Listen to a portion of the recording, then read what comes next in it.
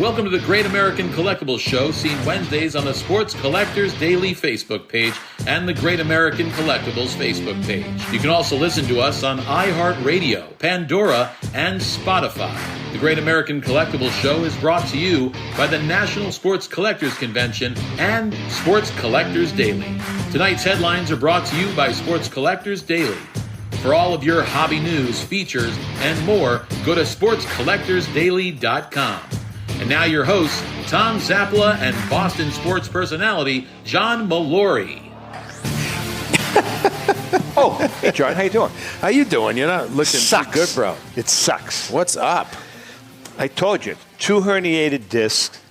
It's been brutal. Yeah. Freaking brutal. Wow. But it's getting a little better. When it first happened, I was literally not able to walk 3 feet. I have 3 herniated discs now carrying you from your car to this set, which is ridiculous. I'm getting an epidural Yeah. the day after tomorrow. She says, "What's that?" And I can go to physical therapy. Yeah, and all you that were stuff. not looking good. You were shuffling in like Tim Conway playing the old man or something like that, right? Walter Brennan, the real McCoys. That's right. Hey. Watering. Welcome to the Great American Collectibles Show, Tom Zappala. Hey, first time in studio in a while, brother. We have not worked together in about 3 I months. like this so much better. Oh, yeah. You know? I do too. And honestly, but, I have to go to Florida. I know you do. I have to sun. Right. I have to bathe. The only thing I miss about you being in Florida is that Chrissy and I can't insult you behind your back now. So we have to do it face to face. Yeah, we got no problem doing it. Yeah, No, we- exactly. we're good I with understand. that, so. All right, listen, today we have a special show. No 10-minute guest. We have one guest for the whole hour. You know why? And he better be good. Because I think we love him. He's one of the. We love him. Well, you said he's one of our top 3 guests. Ellen thinks he's like hot. Well, he's a good-looking guy. A good-looking guy. He's got All right, let's like bring him in. Our good friend, Mike Provenzale from Heritage Auctions. How are you, brother? Great. How are you guys doing today? Michael, what is your title? Ellen looked you up. I says, because I wanted to write it down. I says, what the hell is Michael's title? You have 10 different freaking titles. So they've all been joined together under production manager. I like that. Just vague enough that they can throw it. That's a great title. That's a great title. So do you get to work near Derek Grady? Sometimes. So I'm based in our Dallas office. He works in New Jersey, but he does come in frequently, too frequently, some would say.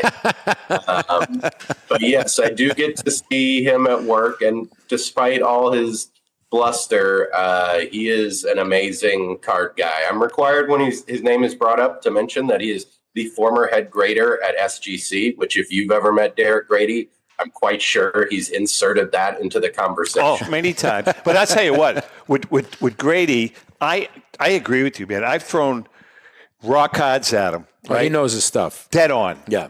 Dead on. He knows his stuff. Yeah. What about Orlando? Prove is production manager and amazing card guy that's Grady's title now. Amazing card guy. Pro, what about Orlando? Do you work near him? Do you see Joe much? He works out of our Beverly Hills office. He does come in pretty often. And, when they say don't meet your heroes, that doesn't apply to Joe Orlando. He is as advertised. Yeah, he is. The nicest guy in the industry and the most knowledgeable, I would And if say. ever there was a dude that belonged working out of Beverly Hills, Joe. it's Joe. We've talked about that. Right? We have talked about that, about Joe.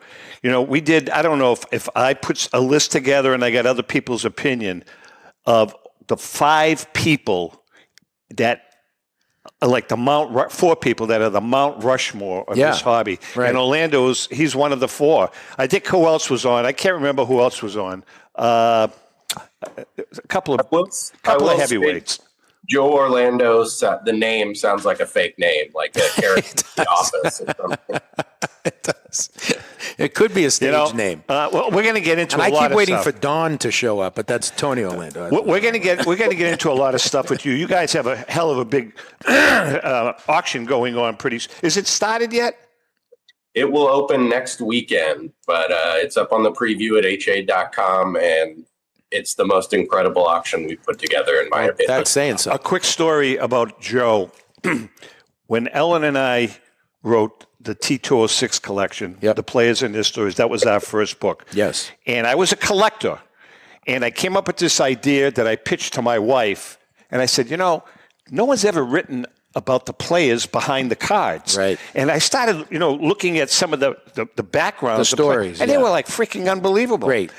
So I emailed Prov. I was a big PSA fan. I used PSA. On a lark, I emailed Joe Orlando. Never had any contact with him. I introduced myself, and I said, look, I have an idea for a book. I said that I'd like you to, and I kind of pitched the book in an email to him, because I said you would have to get involved, right? Because on the card part of it. 2 weeks later, I'm on my dock fishing, smoking a cigar. Bragging. And my phone rings. He has a dock. And my phone rings, right? Yeah. That implies he has a humidor also. The funny thing is there's no water. It's just a dock. Jesus. God, I'm begging you today. I'm begging you. Anyways, my phone rings and it's Joe. He introduced himself. He said, I'm really interested. Let's do it. Class act. Yeah, and it was like the rest is history. Anyways, Provy baby. For stuff like that. So does that mean what you said to Prov that he was top 3 at the start? Did you just get knocked down to 4 or 5? No, from guest. Okay, I'm just saying. No, he's in top 3. I'm just saying. Him and Orlando and probably Derek. You built him up, and now you're telling. I just said him, Orlando, Derek, and probably Joe Tomasulo and JT. Until whoever's on the show next week. On my shoulder. Make me here to be better. More content. All right, Provy, let's talk about the auction first of all. You got some stuff in there that it's crazy. You got crazy stuff in there. We've had some really incredible game-worn and game-used material over the last year. Yep. And it has just exploded in this auction. About a month ago when we started putting it together, we got a really incredible collection of NFL gamers, including a Gale Sayers, Terry Bradshaw, Super Bowl, Jim Plunkett, Dan Fouts. So that was just remarkable. But then in the last few weeks, we've added some of the most incredible gamers that exist. There's a Walter Johnson game-worn Washington Senators jersey. Oh, stop. That's right. Wait, let's talk about that for a moment, if we can. First of all, who the hell did you get it from? You can't divulge that. I cannot reveal that. I can reveal there are only 2 known, and one's in Cooperstown, so this is the only one in private hands. It came from the family of a teammate of his with the Senators who kept it in his house his whole life. And then when he passed, his granddaughter discovered it. And that's how it entered the hobby. His grandmother, you know what I discovered of my great-grandfather? His bootlegging bottles. Right. the mason jars, exactly. Right? So, Provenzale, Provenance, how the hell do you know it was legit? So from the records of the time, the tagging matches up, and there's been a few jerseys from the Senators from that era. God almighty. That's so let me ask you, projected. What condition is this item in? We're talking decades and decades here now. So it's in pretty good condition. Yeah. Often there's a lot of moth holes in those flannels from that era. Sure. No moth damage on this one. There is a little rust staining on the inside, and that's because it looks like it was hanging on a metal hanger for decades and decades. Unbelievable. Mike, what's the projection on that one? $3 million. A $3 million shirt. So, Michael, it's got to give you, as the production manager, I'm sure you get to touch and hold every piece of memorabilia that comes through. Is it exciting when you're holding a Walter Johnson gamer?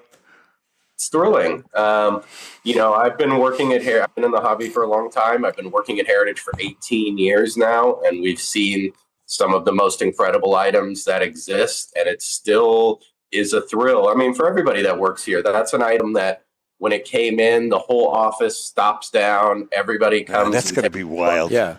Pro, and ahs. This might sound like a dumb question. No, from you? No way.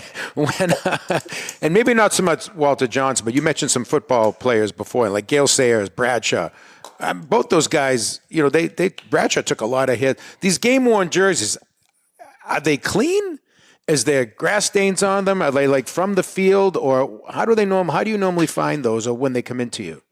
Usually they do come in unwashed, and that's even better to me. That's even better. Yeah, that's what you want. Yeah. One of the most interesting things, and that really makes my wife laugh, is that we'll put in the title "unwashed" if it's unwashed. She said, "This is the only industry where you brag about things being dirty." And, it's correct. Like my buddy Tony Giese, when jerseys come in, the first thing he does is smell them, and he can tell from I swear to God, my next question was, do you sneak a sniff? It's just unbelievable. I've gotten so into memorabilia now. I'm way past the card stage of my life, and unfortunately, I can't afford. $100,000 and $200,000 pieces. Right. I'm building up a nice collection, but that stuff now really excites me. It excites the crap out of me. Isn't that the same are you finding that with your clients now, with your consumers? We found, I think, over the last couple of years doing the show, that the game worn, the stuff that the players actually touched or used are really growing in popularity. Yeah, during the pandemic, when so many new people came into the industry or back into the industry, a lot of those people, if they were doing it in the 80s or the 90s, it was mostly cards, which is the easiest entry point. It's a lot easier to understand. Sure. Memorabilia can be very tricky. There's a lot of ins and outs, and especially back then, decades ago, a lot of learning by trial and error, or you had to know somebody or have a mentor or somebody. But, now there's so much information out there. It gives everybody a stepping stone to get into it and learn about it. And I think, it's a natural expansion. We've seen that with a lot of things on the memorabilia side, photos and tickets and things like that, magazines, Sports Illustrateds that were kind of an afterthought. Now you're seeing some serious prices for them. People are finding new ways to collect. And that's really helping the industry, in my opinion, is, whatever you're into, you can find that little corner and really flourish. In the last couple of years, when Sports Illustrateds have really taken up, I've seen on social media, there's this huge community of passionate magazine collectors that are just as passionate as card collectors. They know the population reports and all the little ins and outs. So, it's fun getting to interact with those different niche areas of the hobby.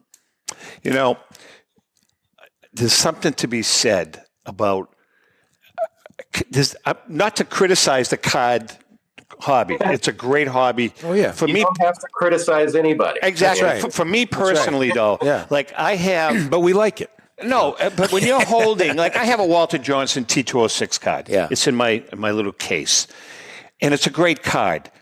But it's a card. It's a card, right. But he didn't touch it. If you're holding that shirt, his DNA is on the shirt. Through doing the show, going to the National and other shows with you, like when we were with John Toby and holding a bat that Yaz held or whoever held, or Heft, that ball that we thought was Brady's last touchdown pass, they ended up coming back. Like, you felt that, because you were, especially guys like that with me, because Boston guy growing, like you feel like you're part of, you're touching history. Absolutely. You're touching history. Prov, what else we got? What else we have? Specifically, that is really special because those are so personal to the player. Right now we have a 1922 Ty Cobb game-used bat. It is the only bat PSA has certified from a season where Cobb hit over 400. Jesus. And Cobb bats have all these great identifiers. They have the ball marks. You can look closely and see the hue on the barrel is from the tobacco juice because he would spit on the barrel. And what I love about the Cobb bats is that they always have a lot of cleat divots from him getting the dirt off. Oh, and he's got famous cleats that he used to spike people with, and you can run your finger over those indentations, and that is a direct connection to the history of some of baseball's most important stories from their most important players. That's cool stuff. That is cool. Yeah. Michael, Keep going. No, man. I mean, it's like one piece of gold after another. What else you got? So an interesting story, something that, is a little bit more affordable. We have a 1944 Pepper Johnson game-worn St. Louis Cardinals jersey. And whenever we get game-worn material in, we have a team that analyzes it. Yeah. And it was just didn't look like any examples we'd seen. So as they dug into it, so Pepper Johnson had retired. He was coaching the minor league teams. Then during the war, they brought him back up to the majors and needed him as a player. Right. So this jersey he wore that season in 44. It's a zip up. It has the black bat. And in our research, we reached out to the St. Louis Cardinals. They confirmed that that was the specific style for that year. And they didn't even have an example of it in their museum. They have a very thorough museum of every style they can get their hand on of Cardinals jerseys. This one they did not have. So it was like a new discovery, a one of one of this little niche area. We are chatting with Mike Provenzale from Heritage Auctions, and I hope you guys are enjoying it because this guy knows as much about anything in this hobby. You have a wealth of knowledge, Michael. Prov, do you I try to soak it up. That's the thing about working here. In addition to my title of production manager, I'm also an auctioneer. And we don't have live auctions in sports, but our other departments do. So we have 50 plus departments, and I get the opportunity to learn about all of them. I call a lot of entertainment auctions, comic books. I did. With the mic, you're the guy up there. I'm the guy up there. I did one. I did good. I did good. The one in you don't have that voice. The one in Florida. Yeah. For the first three items, totally screwed up. They had no idea what the hell I was doing. Had no idea what the hell I was doing. It's a tough job, but it's a lot of fun. As you guys know, I like to be the center of attention. And in that situation, but I get to meet experts in every field and sit down and talk to them. Like on Friday, I called the historical manuscripts auction, and I was sitting down with someone who knows. He's froze. Oh, he's froze. See, that's what you get. Self-praise. He says he wants to be the center of attention. There you go. You're back. We got it. You're back. You're back. Probe, when you do the auctions, you wear that blue suit that you were sporting at, was it the National last year or something? You had that. You looked. I wasn't. I got to be honest with you. I wasn't. I was not crazy about that. You could not pull it. You'd look like a circus performer. No, but you pulled it off. Prove, I wasn't. Prove pulled it off. I'm wishy-washy about that suit. You know what I mean? All right, Mr. Blackwell. I have some very muted suits that I wear in my normal life. You're doing that. You're at the National. You're at the National. He reminded me of that guy. By the way, you're at the National in Atlantic City. You're a high roller. Did you ever see that guy on Roadshow? I mean, you got like Yogi Berra fashion here with the hat back. He reminded me of the guy on Antiques Roadshow that wears those big colored suits. But Prove can pull it off, man. I'm telling you. Prove, when you get all these great, and we've only talked about a few of them so far, how do you guys go about where to place them online on your site? So they're seen, but you go by, okay, this is game one. So how do you decide that? You feature lots though, right? Right. So there is an element of an assembly line to how we do things. We do a lot of volume. We sell over 200,000 items a year.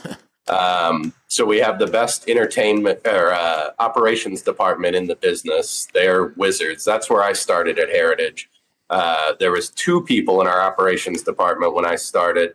We had 2 racks of material, and now we have there's 10 operations people, and we have a whole building almost. That's our warehouse where everything is stored. So it comes in, it goes to photography. That's a shared unit at Heritage. We have our own photographer here that does some special things in our department, but then there's 30 photographers that shoot everything that comes through Heritage as a whole.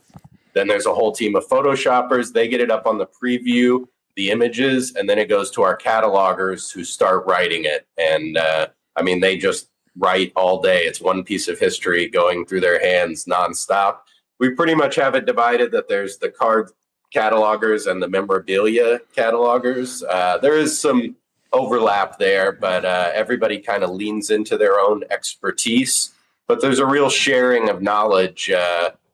Jonathan Shire, who's the best writer in the industry, is our head cataloger, and he has a wealth of knowledge. He's seen everything, the way he can go through and vet things. He's kind of like a detective and a wordsmith. And, one thing that's paramount to us is that items are authentic. If we're 99.9% sure it's good, that's not sure enough for us. And we've passed on a lot of things that might have been good, but it just wasn't concrete enough for us. And one thing that Jonathan's really good at is, he doesn't start from the optimistic side of how do I know that this is good? He's trying to prove that it's no good. And if it can get through his vetting process and our team, then it's legitimate. And of course, we use the third-party authenticators, but we try to do as much vetting on our end before it gets to them, because their time is so valuable. We are chatting with Mike Provenzale from Heritage Auctions. We're going to take a break. Mike's with us for the whole hour. Awesome. When we come back, though, we're going to have a GAX blast from the past. Hang in there. We'll be right back. Since 1996, Brian Drent and the staff at Denver's Mile High Card Company have led the charge in the collectibles hobby. Mile High is a full-service dealer specializing in buying and selling cards and offers a competitive consignment program for all collectors. Whether it be their computerized want list service, appraisals, or auction services, Mile High has it all. If you've been searching for a company with a selection of high-grade vintage 1888 to 1970 baseball cards and memorabilia that shares your passion, aim high, Mile High. Go to milehighcardco.com or call 303-840-2784 for more information. Let's go! Batter up! Hi, everyone. This is Rico Petrocelli. JustCollect.com, a leader in the vintage sports card industry, is giving free appraisals on your vintage cards. They'll evaluate your collection for free and let you know the value of it at no cost and no obligation. If you're ready to sell, JustCollect.com will offer you industry-leading prices to buy your card collection. To begin your free baseball card appraisal, visit JustCollect.com or call them at 732-828-2261. That's JustCollect.com for your free vintage card appraisals and top buy prices for your cards. Check out JustCollect.com today. This is Brian Drent, president of Mile High Card Company. Is your sports card and memorabilia collection properly insured? For easily replaced personal property, homeowners insurance is all most people need. But for prized possessions that you may have spent a lifetime collecting, it doesn't go nearly far enough. Collectables Insurance Services has been insuring for over 50 years. They offer a full range of protection and a $0 deductible at an affordable rate with no appraisals required. I know because they insure my collection. If you have a minute, go to collectinsure.com and learn more about insuring your personal card or memorabilia collection. Hi, this is Dan from Memory Lane Auctions, here to remind you that the renowned Memory Lane Collectibles Company has served as a beacon of light to the collecting community for the past several decades. Indeed, folks, it has been our utmost privilege and pleasure to provide the most enthusiastic collectors with an abundance of the finest sports cards and memorabilia for America's most coveted sports personalities via our world-class auctions. Whether you choose either a private sale transaction or the auction route, Memory Lane cordially invites you to reach out to us to maximize the value of your prized possessions. Also, it is not just sales that we pride ourselves on being the best of the rest, because if you are seeking a particular keepsake for your esteemed gathering, we will be relentless in our quest to find that special piece to fulfill your collecting dreams. So no time to wait. Reach out to us today for the purposes of capitalizing on our unparalleled marketing capabilities. Simply pick up the phone and dial 877-606-5263. That's 877-606-LANE, or find us on the World Wide Web at www.memorylaneinc.com. Now is the time for your valued consignment to ultimately become another one of Memory Lane's record-setting prices. How would you like to own the bat that was used by your favorite player when he hit that towering home run or game-winning base hit? Well, look no further than JT Sports, specializing in the sale and authentication of professional game-used bats. As the official authenticators of professional model game used bats for PSA DNA, JT Sports will guarantee the authenticity of any bat purchased from them. JT Sports also buys and sells game-worn uniforms, gloves, and baseball equipment. The unique quality of the collectible is what JT Sports is all about.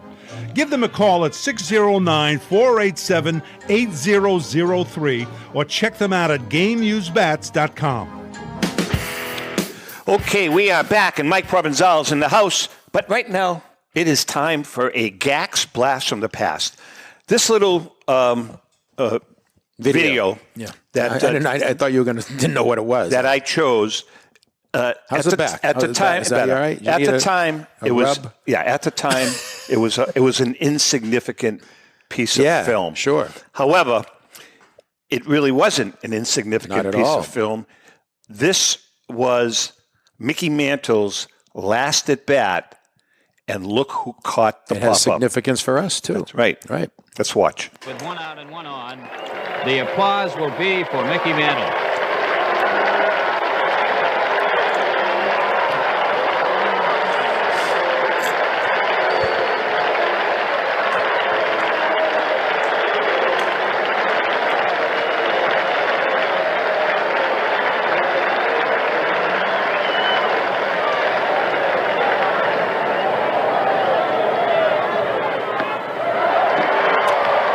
Strike one. Mantle at 237, 18 homers, 54 runs batted in, left-handed at 247.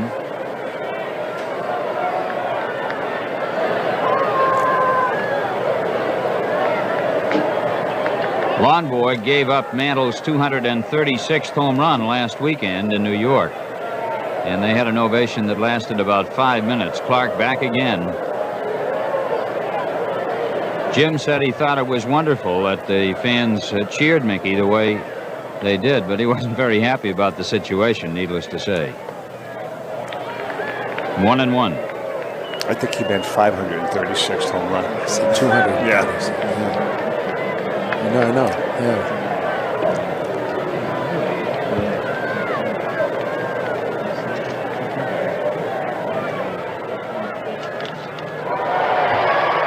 One ball, 2 strikes to count on Mickey.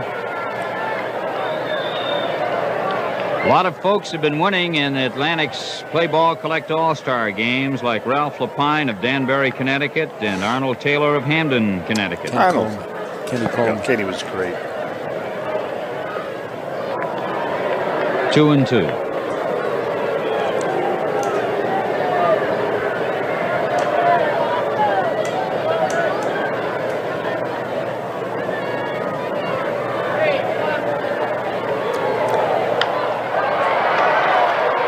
Rico backing up. Makes the catch. Mantle pops to the shortstop. And there are 2 men out now as Roy White comes to the plate.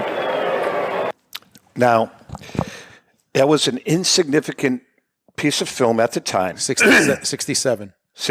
No, 67. 1967. And Mickey, the next year, announced his retirement in spring training. So Rico Prove caught Mickey Mantle's last hit, pop-up, and Rico flipped it onto the pitcher's mound, obviously not knowing. Right. So my question to you... Not knowing that he would one day host a collectibles show. Right. So my question to you, had Rico caught that ball and put it in his pocket and had it to this day, what would the value of that ball be? Could you guess anywhere? Well, interesting question there. And Rico had told me about this. Oh, he did? That he had caught it. So collectors love bookend items, the beginning of a career or the end of a career. That ended up being his last at bat. And, you know, a lot of people know he did come to spring training the next year. Right. So he know at that moment, you know, that's why they didn't make as much fanfare about it. It wasn't like he'd announced his retirement. So everybody knew. So that's the excuse Rico has for not holding on to that ball. He didn't know at the time. Right. But, you know, game-used balls do have a lot of value. The tough thing is authenticating them, especially back then. Major League Baseball does a great job now of certifying every ball, when there's a home run race or an important event.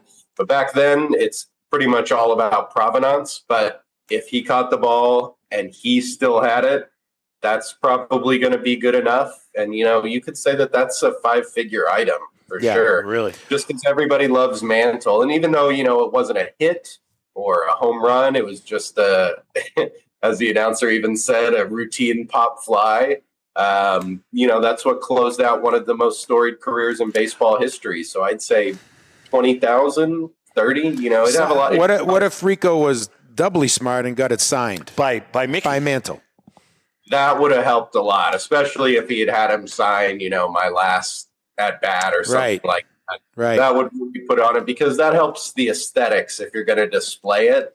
Because if it's just a baseball sitting there, nobody on your mantle, nobody can tell. Yeah. But if it has Mantle's autograph and an inscription, then the story's right there for everybody. So you can answer this question because you're old. I was only 2 when that game was being played. And Prov was even younger than that, most likely, or even not even born, probably. My question is, old timer, nobody knew at the time that Mantle was retiring, correct? Correct. Why did the fans give him that applause? Was there a sense that? Oh, absolutely. I remember. Or that. did they always applaud for Mantle because he was such a big time? No, figure? there was a lot of talk, and I remember this. There was a lot of talk about him retiring. Yeah. I mean, he was just a shell of himself. Did you see the first swing? How he looked? He looked like you coming in. No, he looked like. Yeah. Remember Babe Ruth taking swings when he played for the Braves? Yeah, it was at the brutal. end of his career. That's what it looked like. Yeah, but he hit 237 that year, well below his career average. So there was a lot of articles being written about it. I mean, he couldn't run. You could tell he couldn't even when he swung the bat. He was in such pain. I wanted to a teammate who Dick Raditz, who was a media personality here in Boston. I interviewed him many years ago. Gave me the best stat, probably the best stat. He dominated Mantle. Mantle's the one that gave him the nickname. Rico told me that. Yeah, Mantle's the one that nicknamed the Monster. The Monster. Yeah, Rico because told me that. he dominated Mantle. And one time he struck him out, and Mantle went into this. This is from Raditz. He said he went to this swear-laced tirade, going back to Douglas. You effing monster, you ugly, and they started calling him the Monster. Raditz faced Mantle 63 times. He gave up 1 hit to him. He struck him out 47 times. Of the 63 times he faced him. I think the 1 hit he said might have been a home run. Don't quote me on that. He only gave up 1 hit and struck him out 47 times. Hey, Prov. I would say that strikeout percentage may be the highest ratio of strikeouts of any pitcher versus a Hall of Famer. I would say that's up there. Yeah. He was a great pick. 3 or 4 great years. Yeah. Hey, your opinion, Prov, on the PSA SGC merger. Good for the hobby, bad for the hobby. I have some concerns. One of my concerns is it going to change? Is it going to change the grading procedures at SGC to catch up with PSA? Are people going to have their SGC graded cards cracked open and sent over to PSA because they're worth more money? What is your take on all of this? Really interesting story. Big news, too. SGC and PSA have been the top 2 dogs in the hunt for a long time. They are very distinctly different brands, and collectors, there's a lot of people, either you fall in the PSA boat or you fall in the SGC boat, very loyal customers. For Heritage, we use both of them and Beckett as well. And our card experts, based on what the material is, decide which company to have it graded by. But I think if they stay distinct, SGC keeps their grading staff, their atmosphere, and it's a distinct, different company, I think it's going to be good for the industry. PSA has acquired other services and businesses and allowed them to stay on brand for what they do. And I think if that's how this is going to operate, it's not going to be this. I saw a lot of the sky is falling chatter about it on social media when it was announced. I don't think it's going to have that effect. And I think if you're loyal to one of the brands, you'll still be able to proceed without much concern. Prov, I want to get back to something you mentioned in the first segment about when you talk about provenance and trying to prove that something is legit as an item for your auction. And you said, and I forget, I'm sorry, the gentleman's name you mentioned was John. Is it John? The person? John Shire. Yeah. He wants to try to prove that it's not good. I think that's an interesting approach. He's not trying to prove that it's legit. He's trying to, in every way possible, find out if it's not. Can you just elaborate on that a little bit? Because it sounds like that might be your big picture approach at Heritage. Yeah, and he handles writing all our biggest items. Yeah. A lot of them come to us already certified, or we're getting it certified. If John Tobby has an LOA for a bat, it's good. John's the best.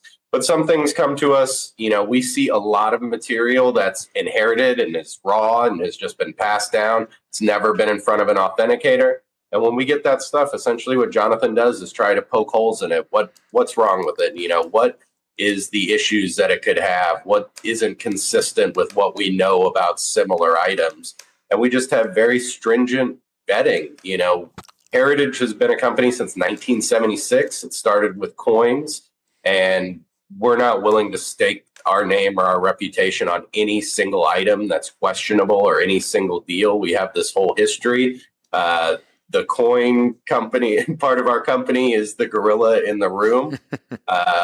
They do 2/3 of the business that Heritage does as a whole. So they're a monster. Us and comics are number 2 as far as total sales for the year. So that's one of the parts I love about working at Heritage is, we don't take risks. We don't play fast and loose. We're very honest with people. I handle our social media, and we give free appraisals on anything via all manner. And I have had a lot of people call me a moron, and I don't know what I'm talking about when I give them an estimate on their item, or if I think there's some issues with the authenticity, because we will be brutally honest. We don't tell people what they want to hear. If somebody comes up to us and they say, well, I'd like to auction this item, but what do you think it's worth? And we say it's worth $5,000. And they say, oh, I think it's worth 20 or 25. We're not going to say, okay, that sounds good, just to get it in. It's important for us to be on the same page with consigners and bidders. So we're very honest and transparent, and we'll talk about any of our processes anywhere if people want to get into it. Prov, take us behind the curtain at Heritage. How are the men's rooms? Immaculate. Are they? Do you have a cafeteria? We do have a cafeteria and a room. The cool thing about that is it's right next to our gallery, and you never know what you're going to see in there. This week, it's modern art. There's Warhols and Lichtensteins in there. The previous week, it was comic books. There was the $6 million action comics. The debut of Superman was in there with some comics original art. And the week before that, it was the Planet Hollywood auction with Forrest Gump shoes and Ernie McCracken's bowling ball from Kingpin. Now, is it just a calf, or do you guys have cooks? No, it's no cook. It's nothing like that, unfortunately. I have submitted that idea frequently that, shouldn't we have steak and lobster every day for lunch? Wouldn't that help productivity? So far, that's been turned down. But there are good options in there. Now, how did the sports guys get along with the fine art guys? Two different personalities. I mean, is there any clashes there? Maybe in the cafeteria, maybe like a food fight? Yeah, throw a little piece of something. Like Animal House, right. Anything going on there? It's just like high school. We give noogies to the comic book guy. That's what I'm talking about. So you guys are the tough guys then. I mean, you must be, right? Sports collectors, are there a lot of tough guys? Now, does Chris Ivy, again, no one's really watching the show right now. Does Chris Ivy have a private plane? Helicopter. No. Nice. That's actually classy. I think that's better than a plane. What are we doing wrong? We're doing a lot wrong. I will say, interesting story. So I told you guys we just moved to a new area of our facility. Our home office here in Dallas is 300,000 square feet. It's a massive building, and it's one hallway straight down the middle. And then, you're going by the fine art department, and then the jewelry department, and then the natural history. And it's all right there. So the area that we moved into, it has an inset office in our department, and that's where the jewelry department is. Oh, have you ever been to Dallas? I've been to Dallas. I've never been to Heritage. I am dead serious about this. You know what would be fun? You and I take a road trip. Let's go. Here's what we do. Yeah. Just a weekend. Yeah. Oh, no, not a weekend, a week. A couple of days. Yeah. We go to the Kennedy stuff. Which is, I've been there. Yeah, I have. It's amazing to see. We go to it's the Kennedy actually the way stuff. it was. It looks pretty much the same. If we came up to Heritage, would you guys give us a tour? 100%. We give tours all the time. I mean, like not a tour with like they do at Fenway Park with 30 people, like a private tour. Just private. Yeah. Yeah. Oh, they're all private tours. Okay. Nice. You can pick out which departments you want to see. You can see them all. They always have somebody pull out a few highlights. But, like we've got a piece of the moon in our natural history department that I piece of the moon. That's the thing. So yes. Wait a minute. What's the consignor they gave you? Who's Neil Armstrong? Was he? It's the Armstrong family. It is Friends of Heritage. We've been selling the Neil Armstrong collection for several years. See, Armstrong was smarter than Rico. Armstrong took a few rocks. Brought Rico through the freaking ball on the mound. The money and the Rich Rollins ball, right?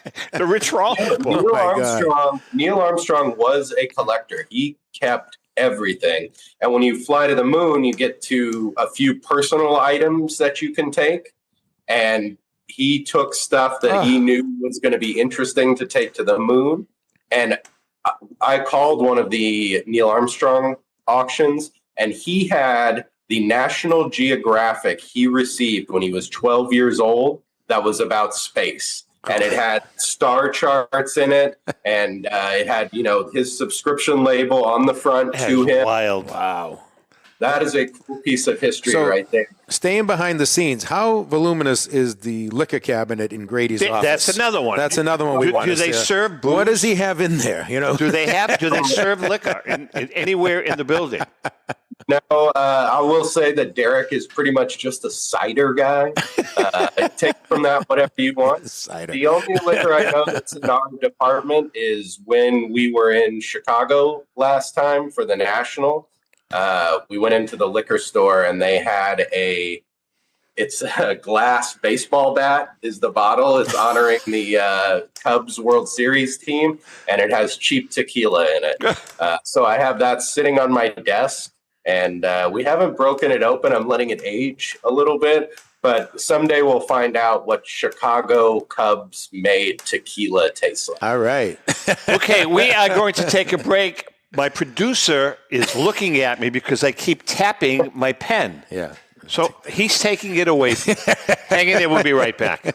Pristine Auction is a family-owned and operated online auction specializing in autographed memorabilia, sports cards, coins, art, and collectibles. Since their founding in 2010, they've grown to 2 facilities in Phoenix, Arizona, totaling over 60,000 square feet. Jared Cavalier and an incredible staff of over 150 team members serve a very large customer base and enjoy every minute of it. By working with leading authentication companies, Pristine ensures all items are 100% authentic. In addition, third-party authenticators regularly travel to Pristine Auction to provide authentication services on site. Pristine Auction strives to operate its business in a way that's honoring to God, their families, and their customers. With a strong focus on speed, quality, and premier customer service, their mission is to be the leading online auction for every level of collector and fan. Pristine also works for Hope Sports and Identity Hoops International, traveling to Mexico to build houses for the less fortunate. Pristine Auction offers several online auction formats with thousands of auctions ending each day. For more information, go to pristineauction.com. That's Pristine Auction, the best in the business. With record-breaking sales from everything from the white border T206 Honus Wagner for $3.12 million to some great items that support the Jackie Robinson Foundation, Golden Auctions has set the highest standards for the finest in sports cards, autographs, and game-used memorabilia. We're always accepting consignments of high-end premium sports treasures or entire collections. Please register for our next auction and bid now at goldenauctions.com. That's golden with an I. We at Golden Auctions are committed to providing providing unsurpassed customer service for the discriminating collector. That's exactly why we're the leader in the industry. Visit goldenauctions.com or call 856-767-8550. Remember, Golden Auctions. We don't just break records, we shatter them. If you're a discerning collector interested in owning the most important pieces in the hobby, look no further than Leland's Auctions. The original sports auction and appraisal house, Leland's was established in 1985 by legendary Pioneer founder Joshua Leland Evans. And today, President Mike Hefner carries on the tradition. From the Tom Brady card and memorabilia collection to the famed Boston Garden Auction to high-end card auctions from every major sport, Leland's has always maintained the highest standards. Go to Lelands.com and get your bid in. That's Leland's, the hobby's leading sports auction house for 4 decades. It's often been said that championships are won on the practice field, and world records come only to those willing to work harder than everybody else. Heritage Auctions is the world's largest collectibles auctioneer because we believe that becoming the best is only an invitation to the challenge of remaining the best. This requires the skills of the hobby's top experts, capable of identifying and maximizing value for our consigners. It requires the most visited website in the industry, courting a global audience of collectors over 1.5 million strong. It requires a dedicated press department that expands our global reach far beyond the entrenched hobby marketplace. It's hard work, but a simple premise. Present the finest collectibles to the largest population of potential buyers, and world records will come. We invite all listeners to put the unmatched power of Heritage Auctions to work for you. Auction evaluations are always free, and our commission-based fee structure ensures that our interests are always aligned. The highest possible price for your collectibles. There will always be new world records to chase, so let's chase them together. Visit our website at ha.com and request your no-obligation review today. Hi, this is Dan from Memory Lane Auctions, here to remind you that the renowned Memory Lane Collectibles Company has served as a beacon of light to the collecting community for the past several decades.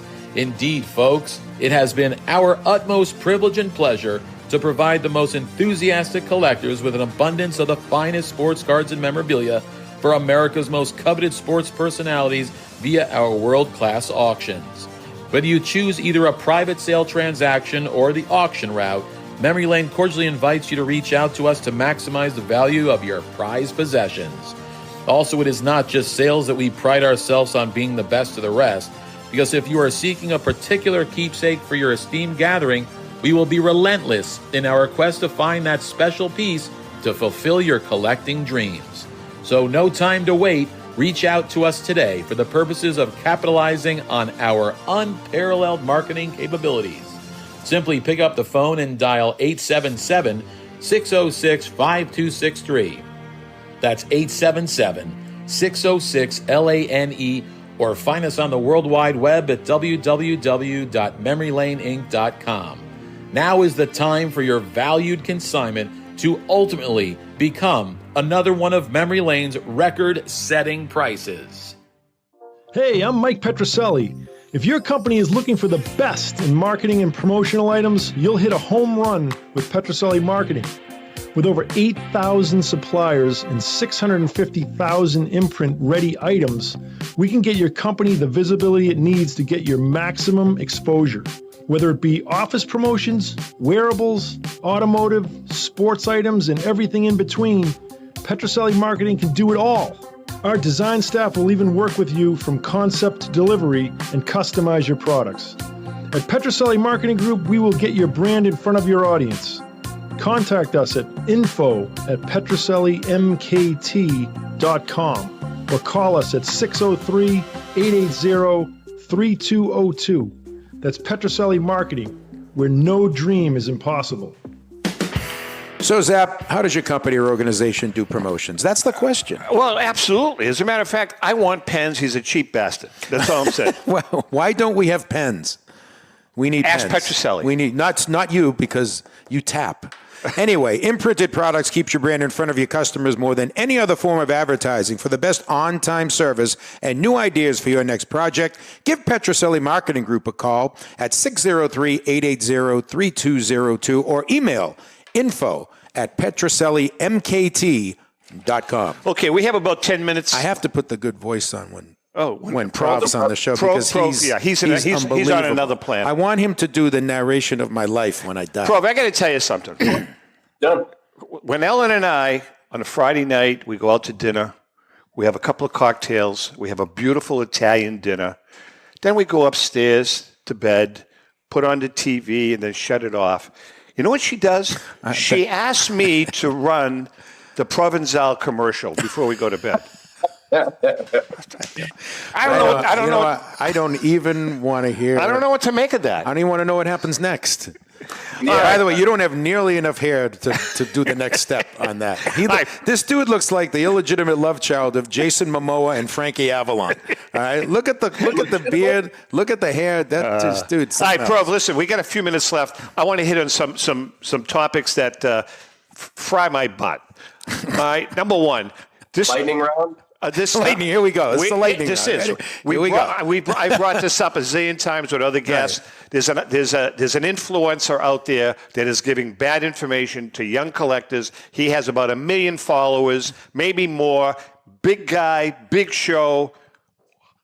He's an idiot. Is that a question? No, the question is he hiring? The question is, what are your thoughts?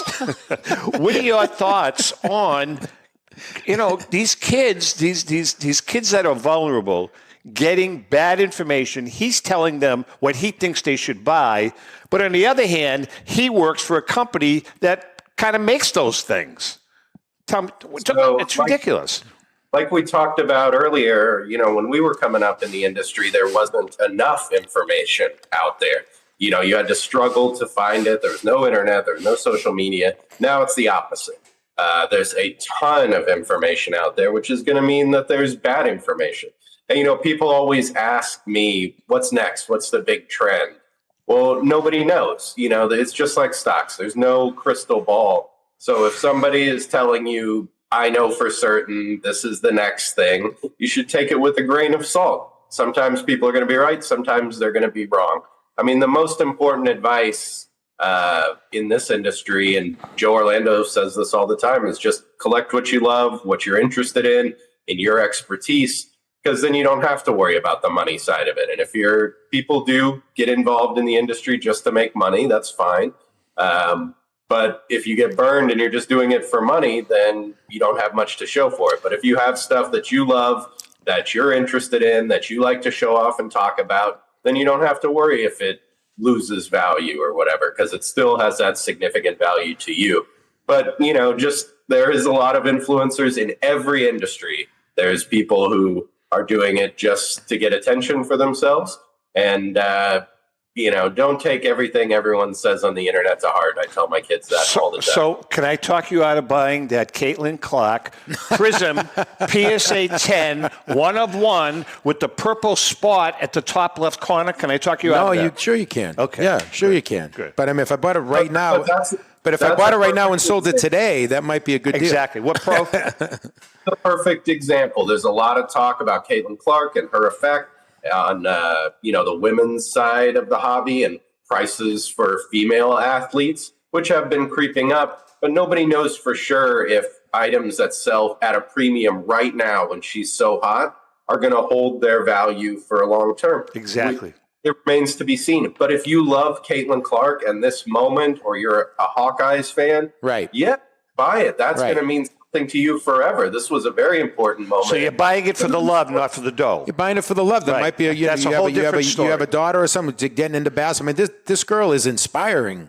And people I have now, no but problem that's what with Prov is saying. Buy it for the love. I have no problem with that. Go. Exactly. No, I just want to, playing off the modern thing. Just on the show alone, we saw Mickey Mantle on video, mentioned Ty Cobb, Babe Ruth, Terry Bradshaw with those jerseys and all that. I mean, we're looking at a couple people right now that are maybe the best ever at what they did, or might become that, in Patrick Mahomes and LeBron James.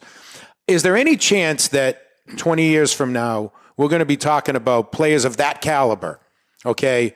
in the way we talk about a Ruth or a Mantle or a Cobb. Oh, wait a minute. The discussion will always be there. But in the hobby, are they? Will the value be there? I guess that's what I'm saying. Is it the difference between Cobb and Ruth and Garrick? The fact that what's out there is what's out there for cards.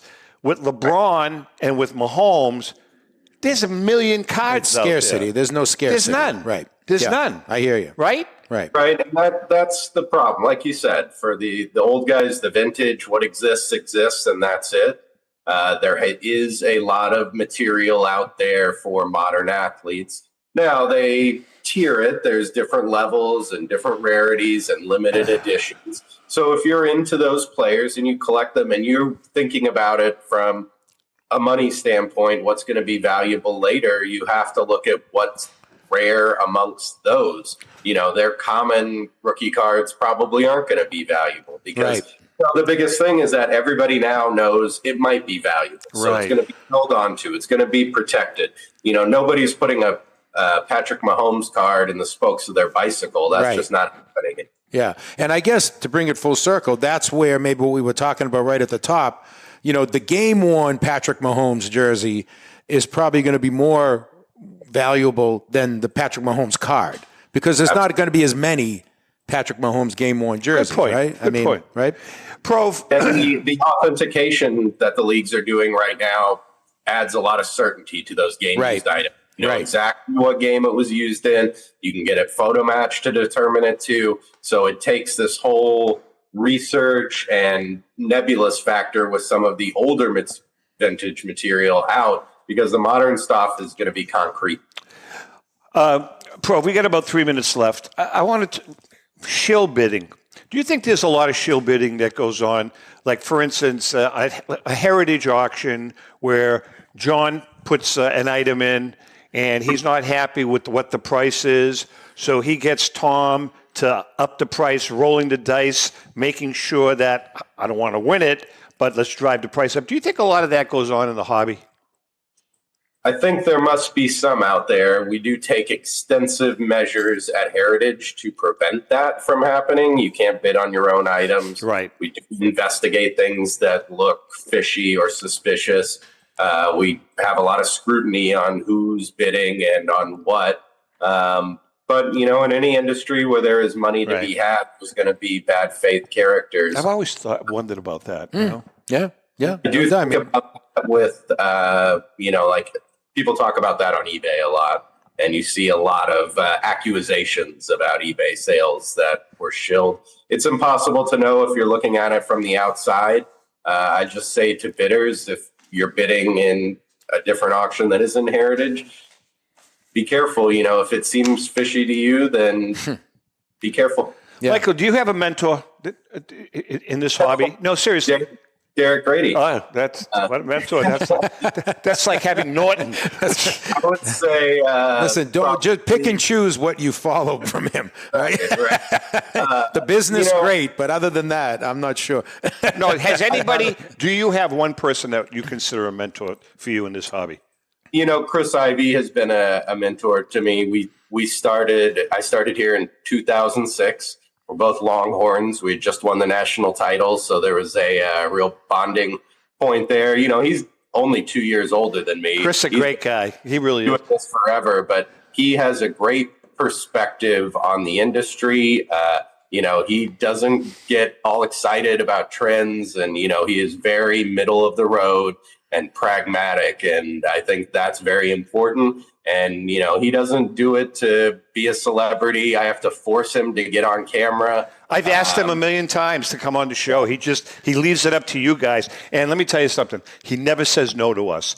He has never said no about loaning us images, or whatever. Chris never says no. Yep. Hey, listen, we're just about out of time. Michael, I can't thank you enough, man. You do a great job. Everybody, when you come on, the numbers go up. Yeah. That's all I can say. Dude, you're on the Mount Rushmore. Well, maybe not. Orlando might have knocked you off, but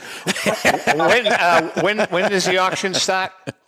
So the auction's going to open next week, and it will close mid-May, and you can find every item at ha.com. What do you say? Let's put a bid in. All right. On the shirt. Let's do it. On the Johnson shirt. Oh, man, come on. Come on. We'll take second mortgages. We got payment plans, guys. Don't worry. We'll figure it out. All right. All right, Michael, we love you. Say hi to the guys in Dallas. Thanks, Pro. Hey, man, nice being back with you. Good really. show today. And to our viewers and listeners, thanks all for your support.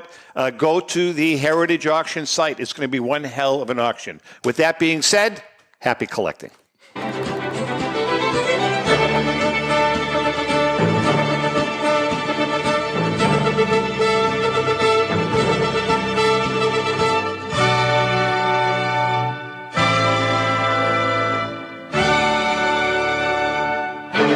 The views and opinions expressed by the hosts, guests, or callers of this program do not necessarily reflect the opinions of the Studio 21 Podcast Cafe, the United Podcast Network, its partners, or affiliates.